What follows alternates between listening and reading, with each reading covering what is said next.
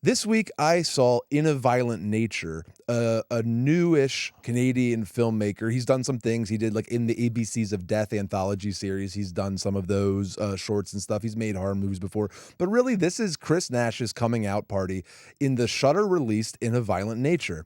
Brett, I know you want to hit it later when we talk about box office, but just to say it, this is the second movie I saw this year where I saw the Shudder logo come up before the film started. Love it. It's a really exciting Love rebrand. it. So IFC took their IFC Midnight's imprint and they rebranded it to Shudder. Why not? AMC owns Shudder. And they're now distributing insanely savvily Shudder movies. It's exactly like what Brett was just saying for Hitman that fucking Netflix should be doing, and we don't understand why. Shudder is doing. Yep. They're saying we're going to put this awesome movie, In a Violent Nature, out on our streaming platform, and horror heads are going to gobble it up. Oh, wait, before we do that, multiplexes aren't running Furiosa on 10,000 screens. We actually can find screens to show this movie. We know horror audiences are a devoted bunch, and I bet we can gin up some money. Boom, bang, you put In a Violent Nature in the movie theater, you whip up 2.5 or whatever, 2.2, 2.5 on opening weekend. That's what you get with the horror audience, and that's what you get when you also bring it.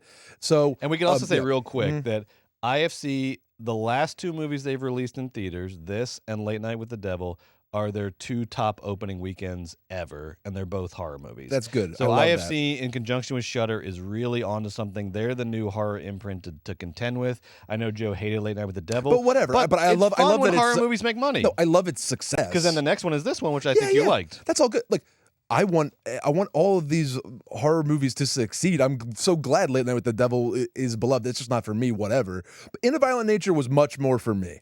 So this movie follows a slasher, more like a Jason Lives Jason, like a Jason from the earth, resummoned by a curse as he tracks down his lost amulet that reminds him of his mother, and whoever took that amulet's gonna get some in a violent way, or even in a violent nature.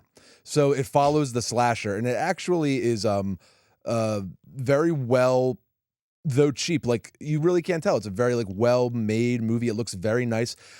It does my favorite thing in the world, which is they crop the image so that you get a 166.1 or a 4:3 or whatever you want to call it. I don't technically know exactly how they cropped it, but by cutting out the dead space on the left and right of the frame, they were able to concentrate the composition of the image and create interesting frames the entire way through. Folks, stop shooting the left and the right of your widescreen cinematic quote unquote cameras or screens, unless you want to use it to some sort of grand effect, but you don't know how to, and then you just have dead air in your frame. Your compositions get soft and soggy, but that is totally saved if you crop your image and do a 166.1 or a 4:3, like literally Stanley Kubrick and Eyes Wide Shut. Like, it's not like I'm it's not. I don't know what the stigma is here, folks. But anyway, this movie was cropped like that, and it looked wonderful. Like these long images tracking this plotting monster through these gorgeous woodland sort of images and such.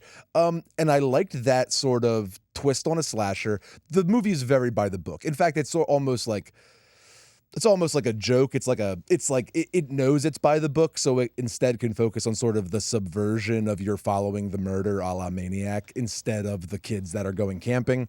But the kids go camping and Jason comes and Jason tracks them down and Jason kills them, and it's all of the classic twists and turns that you're familiar with, but this time we're following the slasher, and this time the kills are tremendous in the sort of spirit of the Terrifier movies that sort of upped the kill game recently. In a Violent Nature says, "Hold my disgusting rusted chains." It has some absolutely gruesome kills that had my theater screaming and laughing like little kids. It was like we were back 10 years ago at the movie theaters, having fun again, and everybody was loving it. I really loved the kills. It has some sincere gruesomeness. It has some exciting new creative ways to destroy a person.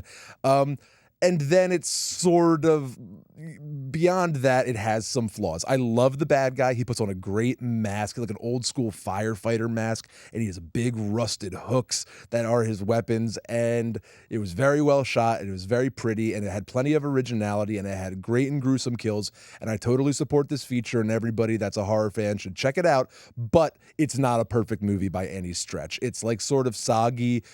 Some of the characters are a little lame. In the non-killer moments, it feels sort of like the camera becomes what was at first such like a confident original camera becomes sort of like a quick coverage camera, or just a camera that's uninterested in all of the beautiful, brilliant things it's doing when it's sort of with the killer.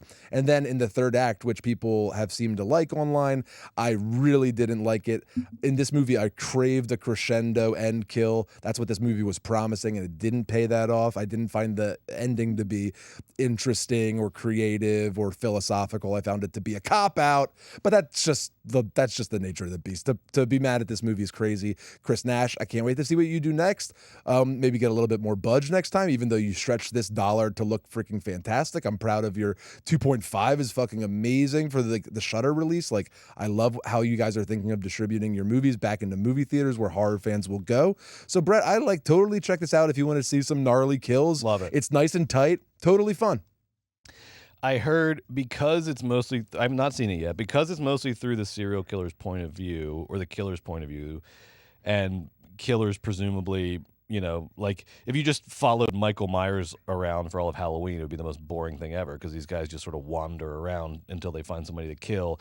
I heard there's a lot of like walking, like following the killer walking. Did it work? Did it work? Was it fun, or was there a little monotony in it? No, I personally found those shots and moments to be good, because the moving kept the pacing of your traditional Jason slasher, like the 90-minute structure of how those kills go and the pacing of those kills and the rhythms of how those movies work, and it kept that exactly, except this time you are walking with Michael Myers. And instead of it being boring, I actually found it really effective, because he frames up these shots so beautifully, and it's sort of